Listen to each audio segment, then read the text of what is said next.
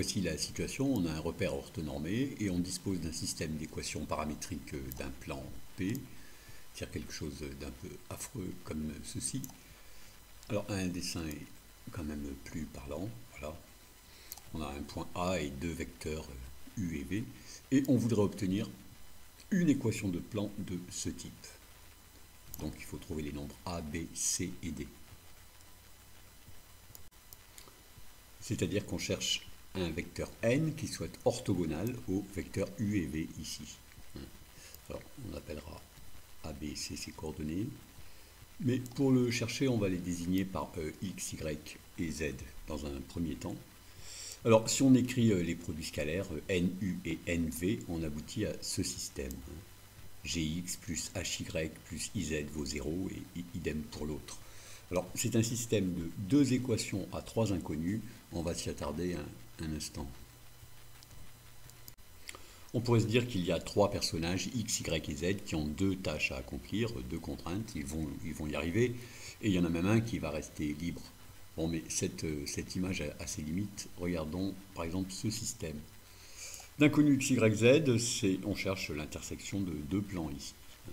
Et on reverra plus loin qu'en fait, cette intersection est vide si les plans sont parallèles, ce qui veut dire qu'ici les coefficients ABC, A', B', C' forment un tableau de proportionnalité, les vecteurs normaux sont collinaires, cependant qu'il n'y a pas de tableau de proportionnalité ici, strictement parallèle, ces deux plans. Donc ici, il y a trois inconnus et deux équations et aucune solution. Alors qu'ici, dans notre problème, il y a des solutions. On en est certain qu'il y a des vecteurs n qui soient orthogonaux à U et V. Il y en a même un très grand nombre. Il y a toute une droite vectorielle. On est certain qu'il va y avoir une infinité de solutions.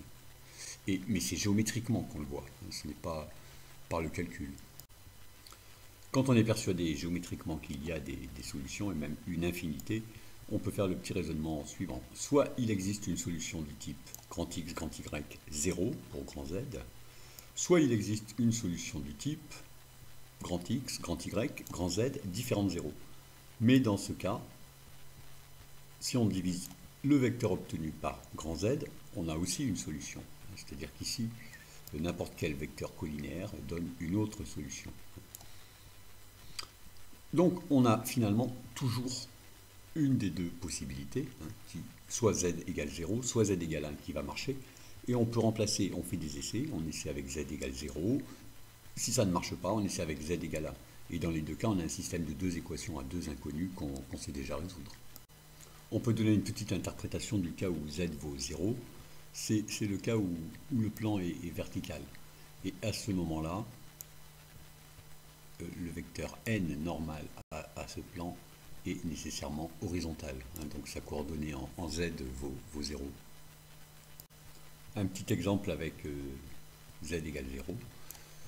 On voit que si on soustrait la deuxième équation de la première, on obtient 4z qui vaut 0. Donc z vaut 0. Et en fait, le système se ramène à ceci. Alors, si on veut le résoudre, les deux équations finalement sont les mêmes. La deuxième, c'est la première divisée par 2. Résolution complète de ce système. Vous pouvez choisir, finalement, on n'a plus qu'une équation à deux inconnus. Vous prenez grand X quelconque et grand Y égale moins 2 grand X, c'est-à-dire moins 2T. Et Z égale 0. Ça, c'est la solution générale du système, mais on n'a pas besoin de ça. On peut dire qu'on choisit grand X égale 1. Et on n'a besoin que d'une solution. Voilà, et la deuxième équation nous donne grand Y égale moins 2. Donc voici un vecteur ABC. On a presque fini. On a vu qu'on pouvait trouver les nombres A, B et C, avec même une infinité de possibilités. Il reste à trouver D, mais on dispose d'un point A du plan P. Donc ces coordonnées vérifient l'équation du plan. Donc on connaît A, B et C, on trouve facilement D ici. Une dernière chose est que si on devait résoudre un tel problème au bac, vraiment une aide serait apportée.